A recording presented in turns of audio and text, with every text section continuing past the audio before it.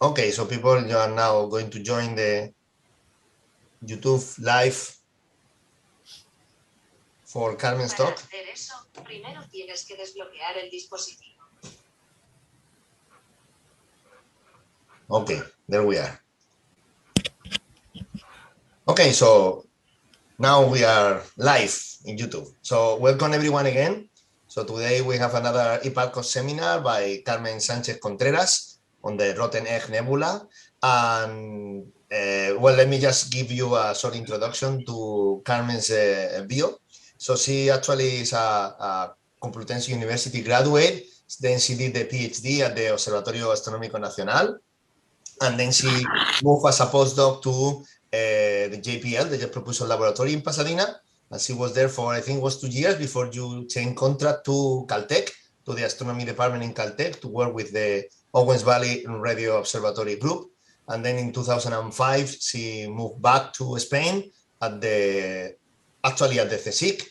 And then when the CSIC part of the Astrobiology Center moved to the Astrobiology Center, she also moved to the Astrobiology Center. So she's now investigador científico of the Centro de Astrobiología, of the CAP, a joint center of INTA and CSIC. So welcome, Carmen. Well, we are very good friends, so we know each other, and I'm really happy that you are able to give this talk, and I'm really going to, I think we are going to enjoy this impressive data from ALMA. So please go ahead and share your screen, and you can start as you want. After the talk, we will have some time for questions in case you have any. You can also put your comments in the YouTube live or in the chat of the Zoom session. Thank you. Thank you, Carmen. Thank you, Armando, for the nice introduction.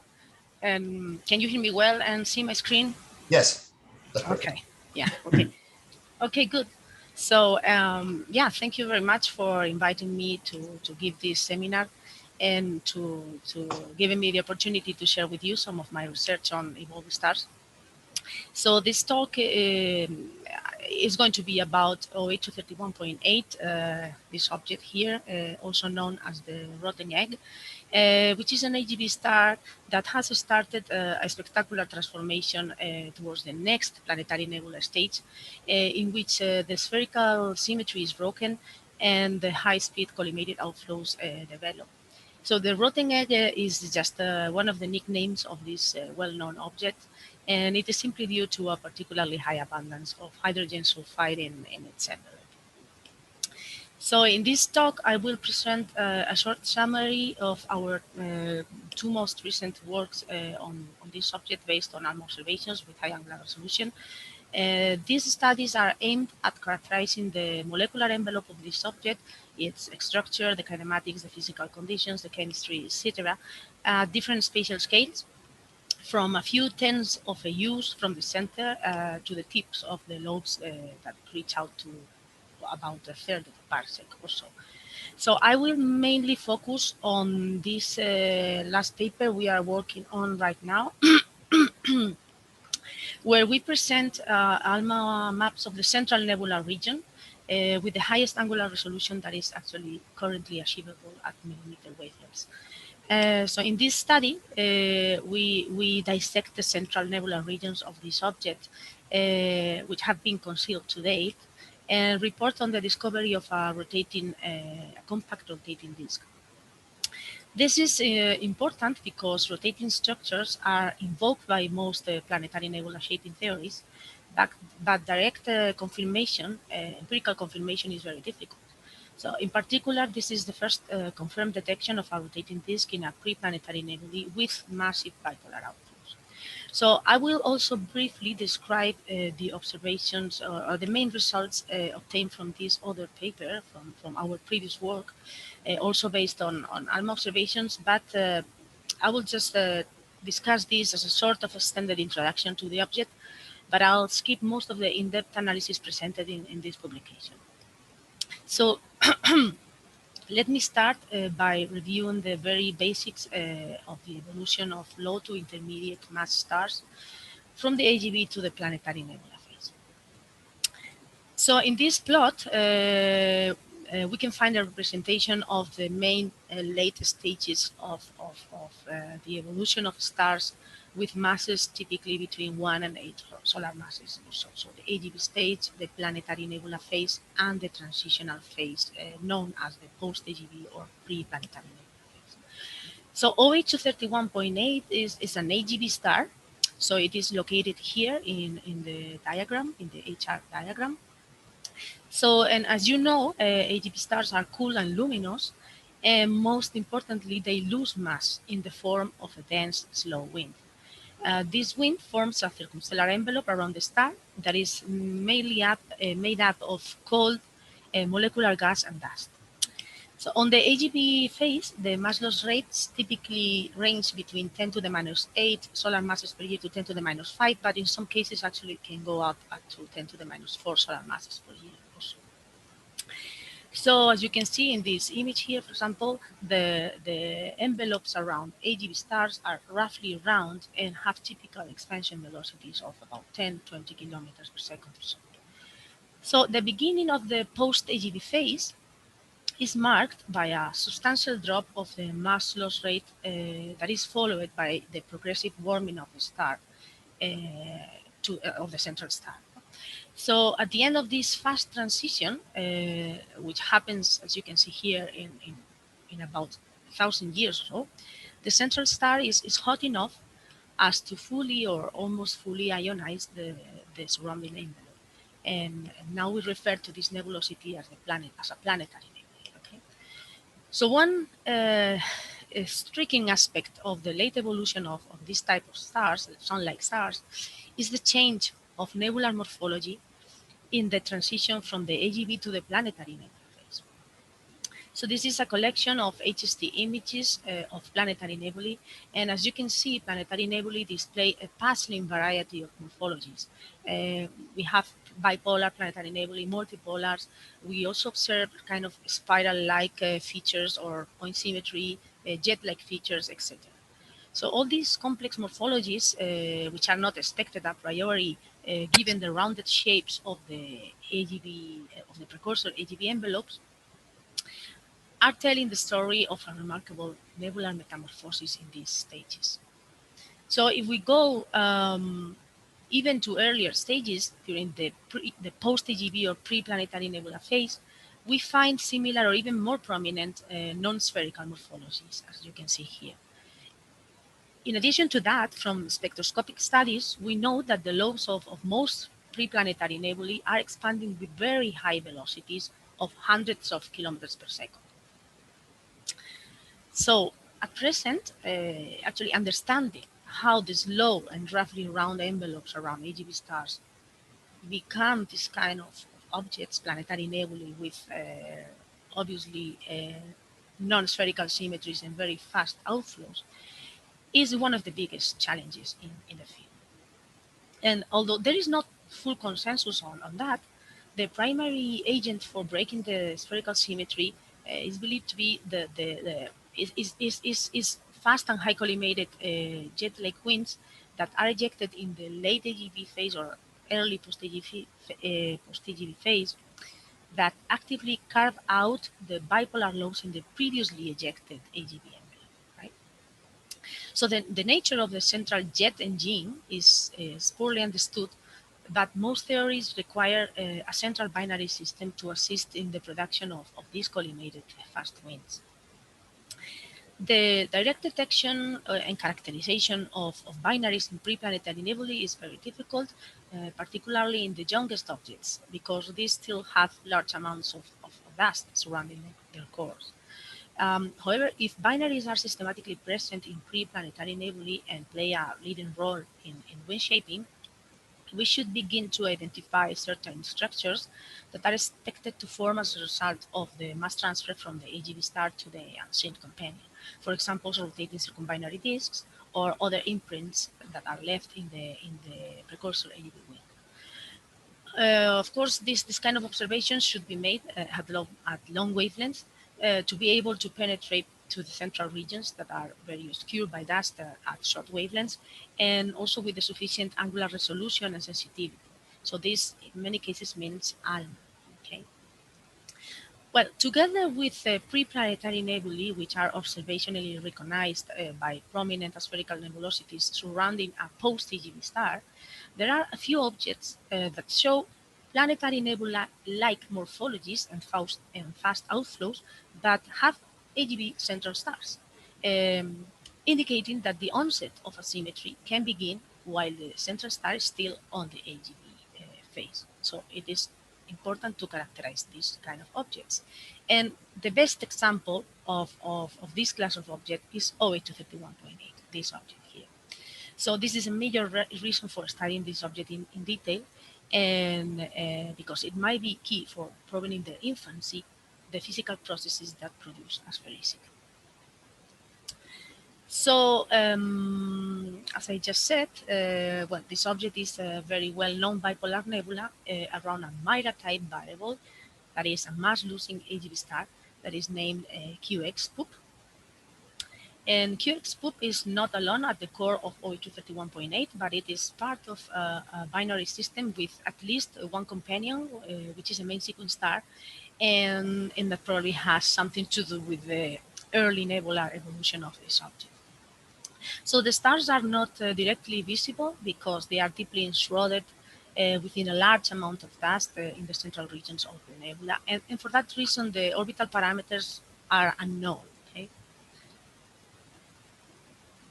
So, well, QX-POOP has not only prematurely developed a post-AGB nebula with a spectacular morphology, as you can see here, but it also has very fast outflows with velocities of up to a few hundred kilometers per second. So as for most pre-planetary nebulae, the bulk of the mass in the envelope of OH231.8 is in the form of molecular gas, which is best traced by CO emission.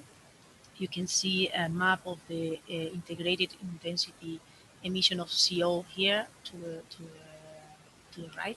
This was observed with the IRAM interferometer, and it has 1 arcsecond resolution. And these maps are actually, before ALMA came into play, the best maps of the molecular envelope of this object today.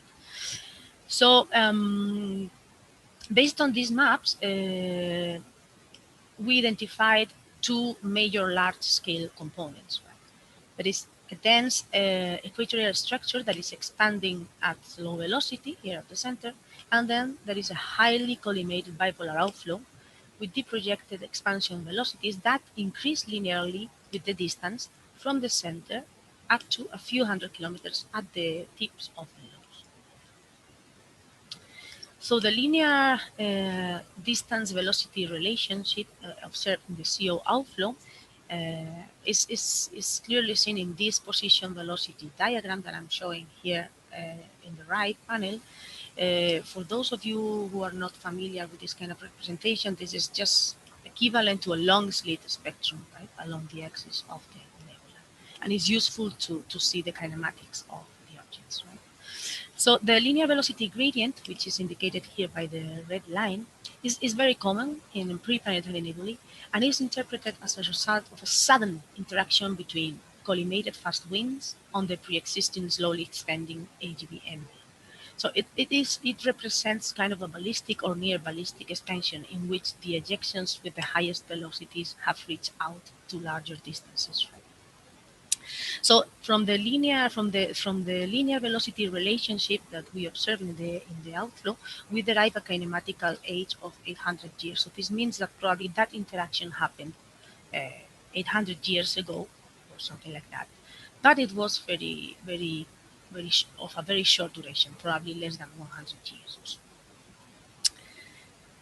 So but what is the ALMA view of this massive bipolar outflow in OH231.8? So let's begin with our first set of observations of this source with ALMA.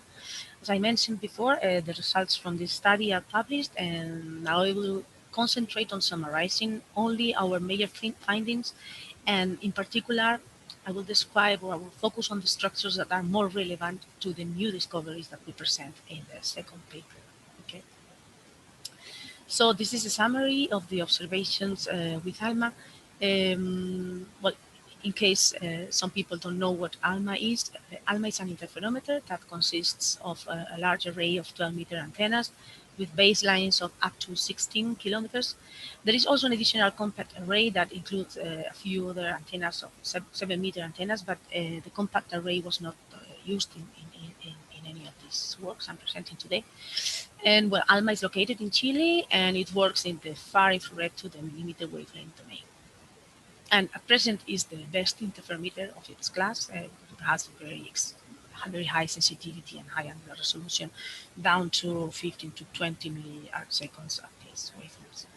So coming back to our observations, our main goal was characterizing in detail the whole nebula at different spatial scales.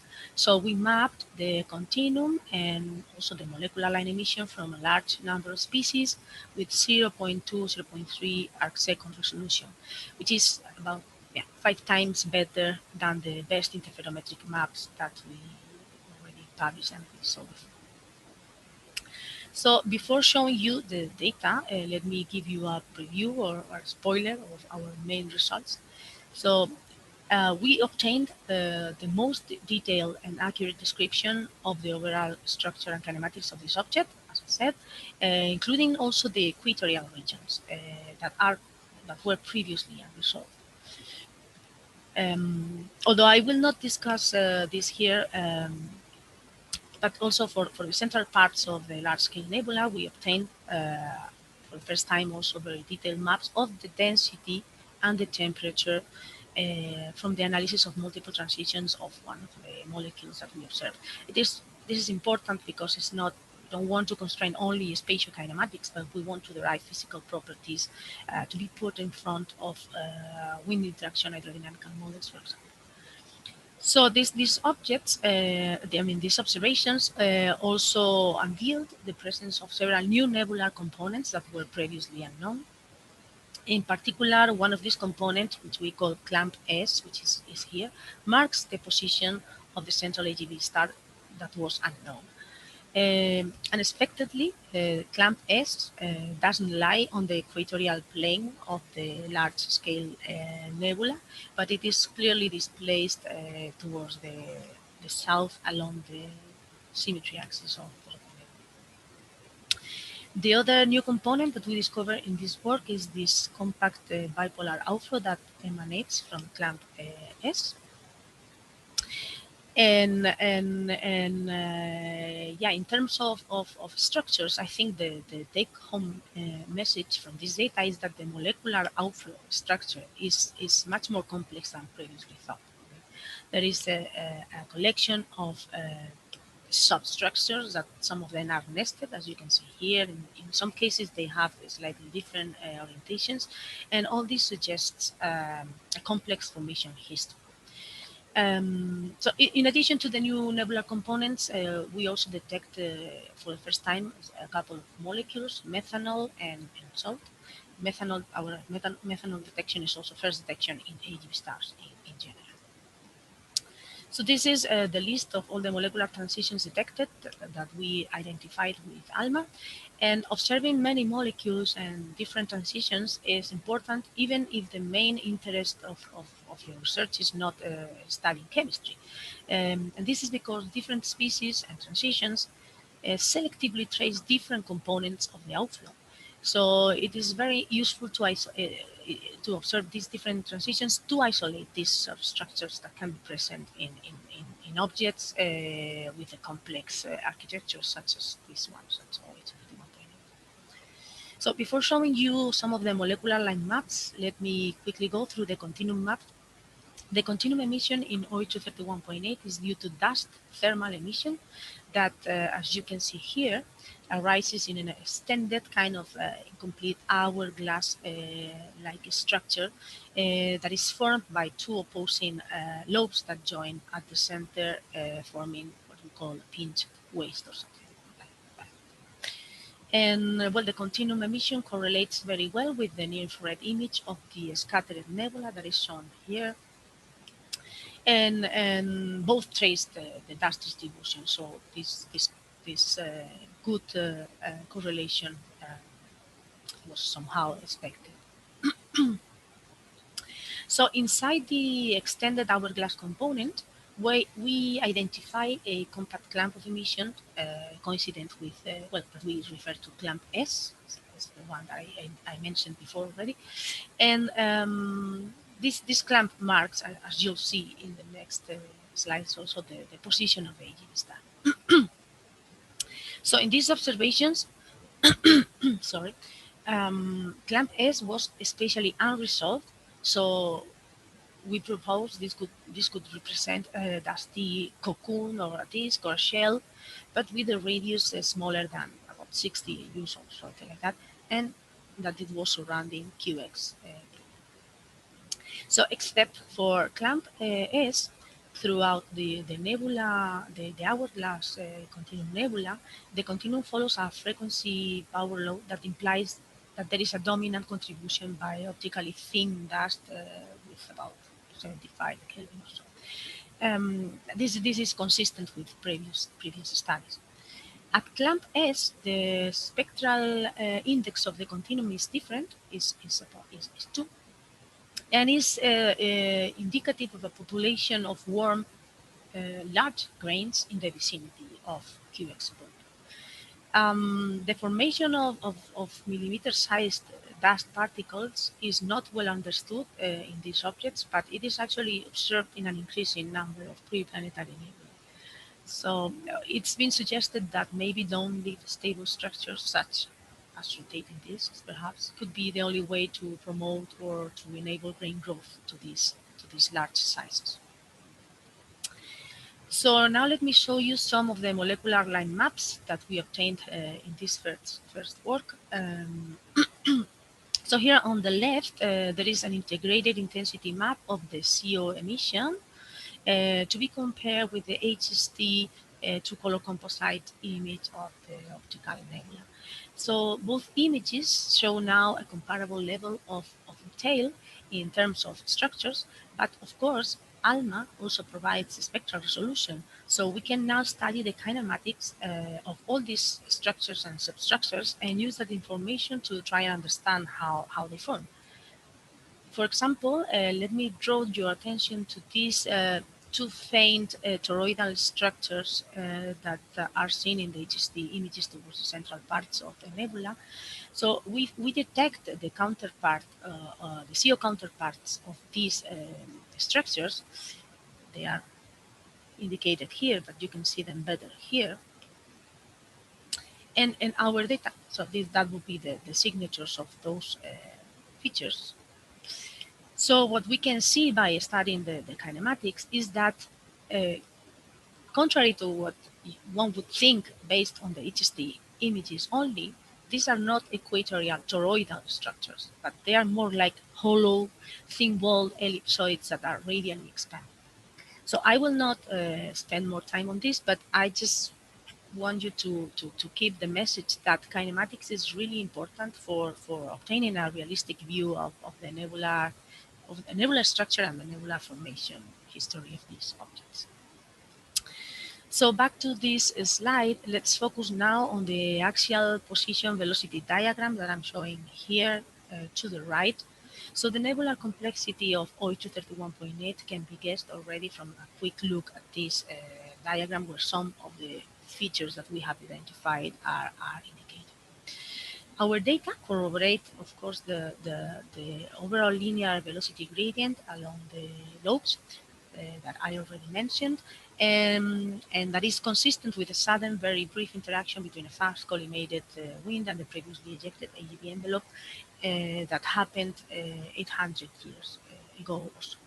In previous works, and before we had observed this source with ALMA, the dense equatorial regions of the large-scale nebula were spatially unresolved. And actually, this is the case of most pre-planetary nebulae. So these regions are actually not very well known in most cases. For that reason, in particular in this object, it was believed that this component, the slow but dense equatorial component, was just the remnant of the AGB envelope that remained largely unaffected by the jet AGB wind interaction. Now, of course, we resolve this structure, and now I'm going to show you a position velocity diagram along the equator of this component. So by looking at this position velocity diagrams along the equator now, we can see that it has a complex kinematics. The wind has expansion velocities that increase from 3 kilometers per second to 25 kilometers per second. So from the inner to the outer regions of the waste. So also based on this data, we deduce a kinematical age for the waste that is very similar to that of the bipolar load. And this suggests that these two structures are coeval. They were shaped and accelerated probably by the same kind of explosive event that happened 800 years ago. So today, explaining this kind of events that produce mass ejections along the poles and in the equatorial direction is actually a challenge for the theoretical models and also for the wind interaction models. Okay. Let's now focus on the central regions of the nebula, which are most relevant to the second ALMA paper that I will present soon.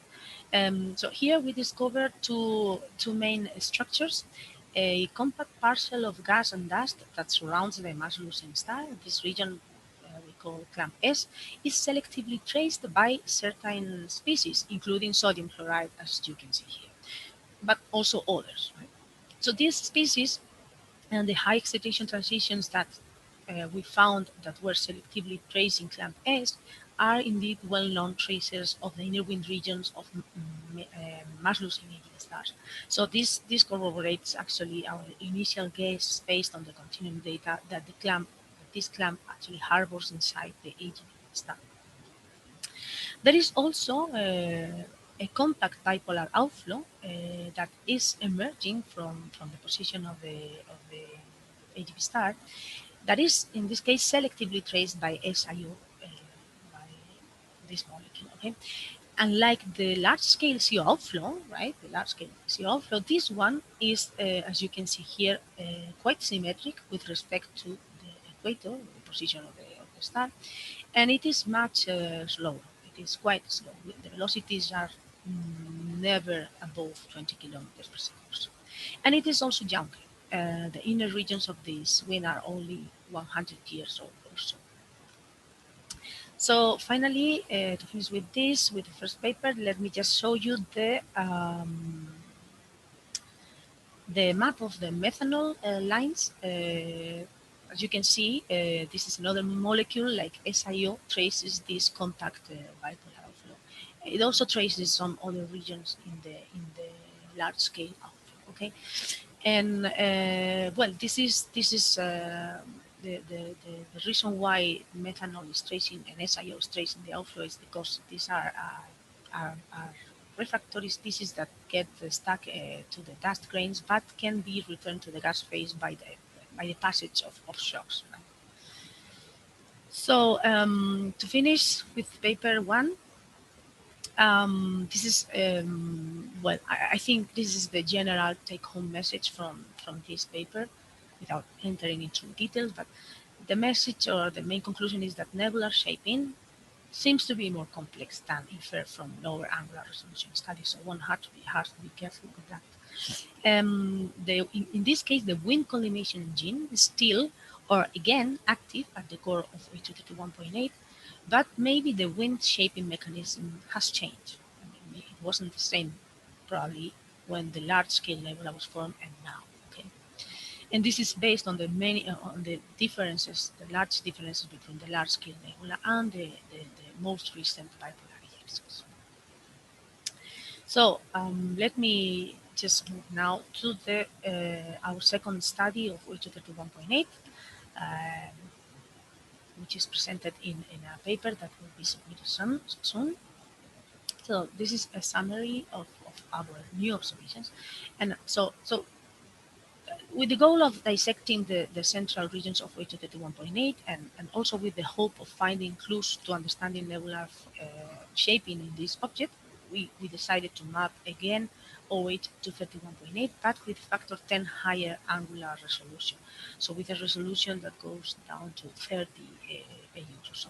So again, we mapped continuum and molecular line emission, of course, including molecules that we knew could prove the emission of the components that we were mainly interested in. So continuum maps. As I already said, the continuum emission in this object is due to dust, thermal emission. In this data, the continuum emission from the extended hourglass nebula is totally filtered out by the interferometer, as expected, also given that that we used the most extended ALMA configuration. And that is okay because in this project, we were mainly uniquely interested in spatially resolving clamp S, okay, to which ALMA is fully sensitive. So now we resolve clamp S in two main components. The one is an extended disk-like component that is elongated in the direction perpendicular to the bipolar nebula, as you can see here. And also an unresolved point-like component that is marked by the star-like symbol in the study. So in this figure, we show now the map of the continuum emission after subtraction of the point-like component. And so we can measure the dimensions of the disk, and we deduce well, the dimensions. I mean, the size of this extended component is consistent with a circular disk of radius of about 40 AUs that is inclined about 40 degrees or less with respect to the line of sight. This value of the inclination is very similar to the inclination of the lobes with respect to the plane of the sky, which is known from previous works, indicating that the disk and the lobes are orthogonal. Okay. We find that the point-like continuum emission is partially due to the stellar photosphere of the AGB star QX-POOP, and also to hot dust in its vicinity within a few stellar radii. We also observe a small offset between the centroid of the extended disk and the position of the point-like source. So assuming that the disk is circumbinary, the centroid of the disk will point to the center of mass of the binary system. Therefore, adopting reasonable values for the mass of QX-POOP and the companion, we derive from this offset an orbital separation for the system of about 23 AU. So this is the first time that the orbital separation of this system has been estimated. So let's now have a look at the central regions of H231.8 based on observations on sodium chloride, salt. So we have detected a total of 8 different transitions from sodium chloride. The lines are weak, but they all consistently show a very similar brightness distribution, as you can see here. So taking advantage of this, the lines have been combined to create maps with a higher signal-to-noise ratio that you can see here, for example. So this is a summary of the sodium chloride data after stacking together the individual lines. So here on the left, we can see the velocity channel maps compared also with the continuum emission here shown in the last panel. Here we have a map of the integrated intensity, so it's adding together the emission from the different channels. And finally, we have here a velocity map. So as you can see in these maps, the sodium chloride emission arises from a compact region that is surrounding the extended dust continuum disk, which is indicated here by the dust ellipse. And this is consistent with sodium chloride arising from the surface layers of the dust disk.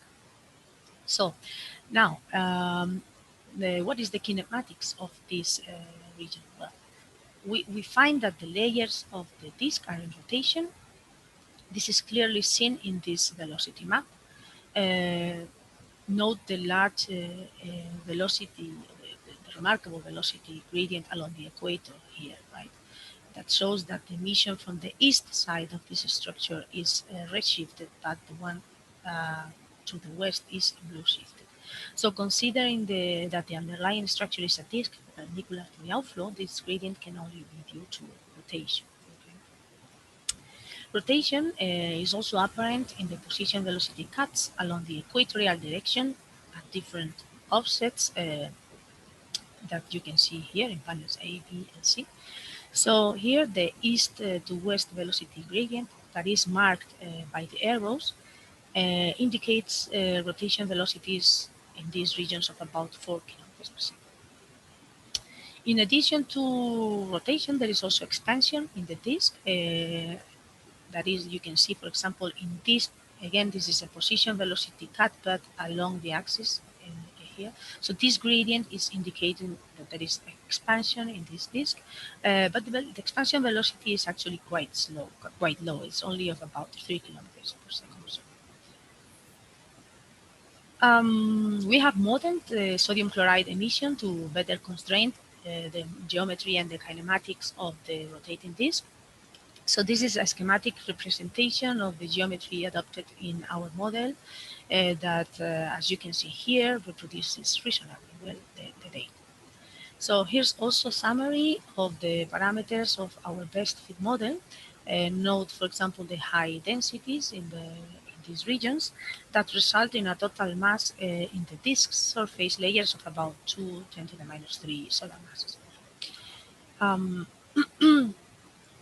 So the angular resolution in our observations, which is represented here by this ellipse that represents the beam of the observations, is still insufficient to study in detail variations of any of the model parameters across the disk layers. Okay, so in particular, we cannot infer whether the rotation follows a Keplerian or a sub-Keplerian velocity law. The presence of expansion in the disk probably suggests sub-Keplerian rotation, which would then imply a lower limit to the central dynamic mass of about 0.7 solar masses or so. We also detected emission from potassium chloride, which is another salt, and from water. Both species have co-spatial distribution, co-spatial emission with sodium chloride, as you can see here. And this indicates, of course, that these molecules are also tracing the same rotating layers of the disk. Very recently, sodium chloride and potassium chloride have been also detected for the first time in the interstellar medium associated with the disk around Orion Source 1. These molecules are rare and in general have weak emission. However, it seems that they are potentially unique tools for identifying disks, maybe in this environment, but also in other environments, and also to measure their kinematics. Let's focus now on the compact bipolar outflow that is emerging from clamp S that we discovered in paper 1. So in addition to SiO, the compact outflow is also traced by SIS, another molecule. This map clearly shows that the lobes have a conical geometry at the base, which is consistent with the wide angle wind, and they have, again, very moderate expansion velocities that don't go of about 20 kilometers per second, or actually a little bit less than that. So to better characterize the velocity field and geometry of the outflow, a position velocity cut along the axis is useful, that we are showing here. And this is a schematic representation of the lobe. And we find that the observations are consistent with the radial velocity field and with a gradual outward acceleration along the lobes up to a terminal expansion of about 17 kilometers per second that is reached at distances of about 250 AUs or so. Also, given the conical geometry of the outflow at the base, we can constrain its inclination to values of around 30 to 35, which is similar to the inclination of the large-scale nebulae, and also its age to about 100 years or so. So the innermost layers of the SiO outflow, closer to the center, are best traced by vibrationally excited SiO transitions.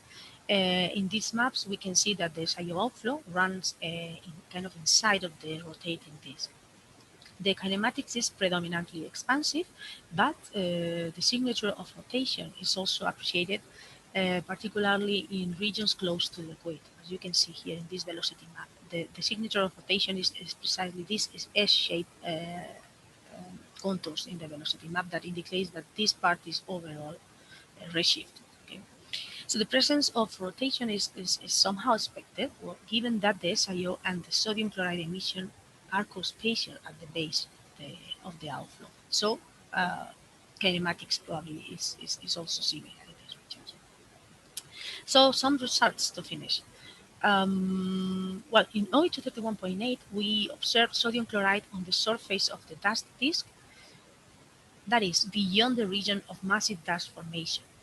In normal AGB stars, this is not expected, because in these regions, the salt should be incorporated into dust grains and therefore should be significantly depleted in the gas phase. Okay, so what is producing sodium chloride gas at the surface of the dust disk? Well, at the base of the lobes, we observe, as I mentioned just in the previous slide, that the sodium chloride is co-spatial with SiO. SiO is a well-known shock tracer, right? So this suggests that shocks, the passage of shocks through these regions are extracting sodium chloride from grains and returning it to the gas phase. Another important result from this work is that the expansion velocities are extremely, in the wind of HO31.8, are extremely low. We measure velocities of 3 kilometers per second at relatively large distances from the central source. In regions where actually the wind of a normal oxygen-rich AGV star, like the one I'm showing here, should be close to the terminal expansion velocity, which in a high mass loss rate object as QX poop should be close to 10 to 15 or 20 kilometers per second already. Okay, so this is the typical velocity distribution with the distance to the central star in a typical AGV star. And as you can see here, the expansion velocity of H231.8 is extremely low. We don't know, we don't understand the reason for such inefficient wind acceleration, but as I'll show you in a minute, this low velocity is actually key to form a dense circumbinary structure like the one we have observed. So for relatively wide binary systems like the one at the core of H231.8 with an orbital separation of 23 AUs or so, theory predicts that an equatorial density enhanced region can form around the binaries under the Windrosh-Lowe overflow scenario. So the Windrosh-Lowe overflow scenario is just an extension of the classic Roche-Lowe overflow mass transfer scenario, which is represented here. So in the classic Roche-Lowe overflow scenario, the giant star fills its Roche-Lowe, and then the mass is transferred to the companion to the first Lagrangian point, which is here. Okay, so matter of course can form an accretion disk around the companion that ultimately can launch part of the matter in the form of fast collimated wind. Okay. In the Windrosh-Lowe overflow mode, the giant star does not fill the Roche-Lowe itself, but its wind does. Okay, so as long as the dust condensation radius, the region where the dust starts to form massively, fills the Roche-Lowe or the donor, it will be an enhanced mass transfer to the companion. And in particular, the wind of the GB star will be strongly beamed in the orbital plane, and this will result in the formation of an equatorial dense recombinary torsion. So, yes, from this work we find several indications that this mechanism can actually be working in this object. Because in fact, OH31.8 brings together several favorable conditions for the formation of a dense structure as a result of Windrosh-Lowe overflow mass transfer.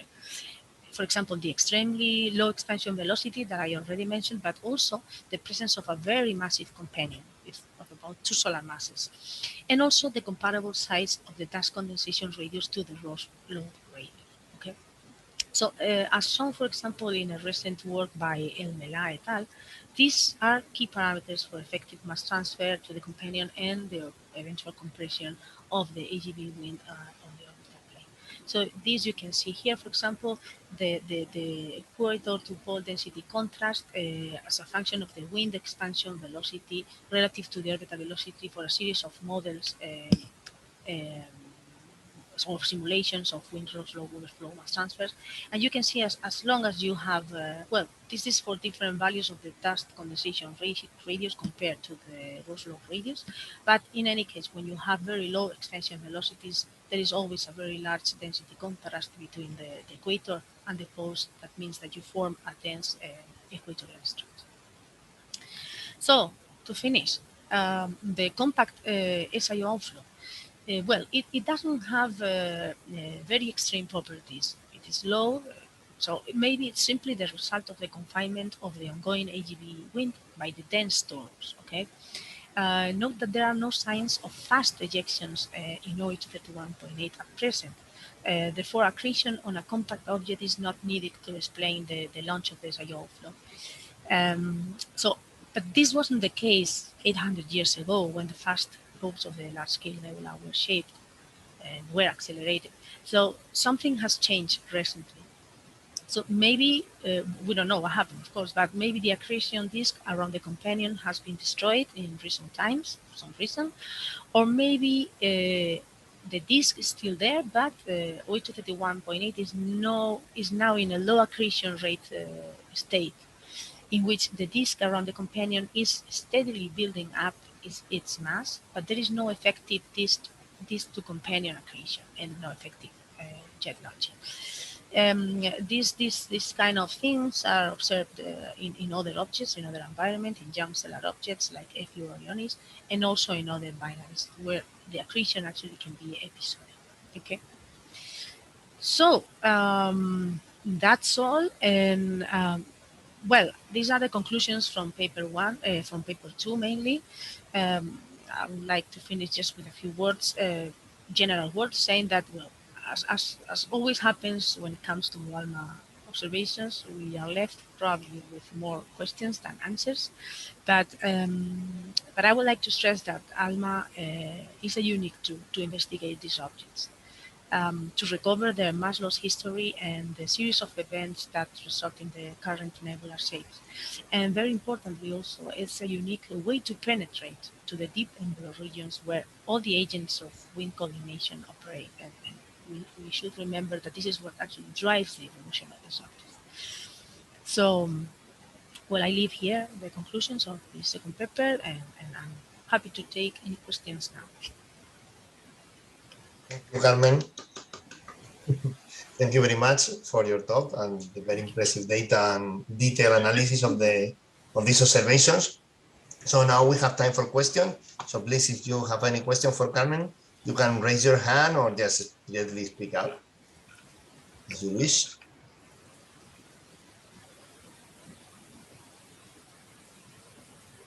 Okay, I see no questions. Okay, I will start. I have a couple of them. So in the meantime, other people might have other questions. One of the questions is that, so it seems to me that at the end of the talk, what you said that there is some coincidence between the radius of formation of the dust and the WRLOF radius, right? Or so, and that probably helped to the formation of the common envelope. Is that correct? Well, for the common envelope evolution is you require a closer binary. In that case, you need to have the stellar photosphere of the donor star actually to reach the WRLOF radius. Then for some systems, the mass transfer becomes unstable, and it is when the giant star swallows the companion. So for a relatively wide binary system as this one, common envelope wouldn't work. But that doesn't mean that it could have worked in the past. For example, yeah, but it would involve a third companion. Okay. No, because sure, please go ahead. Well, what I was going to finish by saying that in that case, the companion that we see now, it was kind of I mean, not involved in the common envelope, right? The common envelope must have happened with a third companion that was actually merged or yeah, almost merged inside the AGB envelope, and that one will be just there watching everything happen. Okay. Okay. So no, because I was wondering at the beginning you said that these objects that have an AGB star plus this bipolar structure are certainly rare, and they could be also this onset of the process because you still have some signatures of AGB phase, right? So I was wondering whether there is some, let's say, some coincidence in some parameters that could make this object special. So maybe not all of the objects, all preplanetary nebula have this phase where both phases coincide. And I was wondering whether those kind of lucky coincidence could actually play a role to produce a very peculiar object or not. So I don't know if you have any...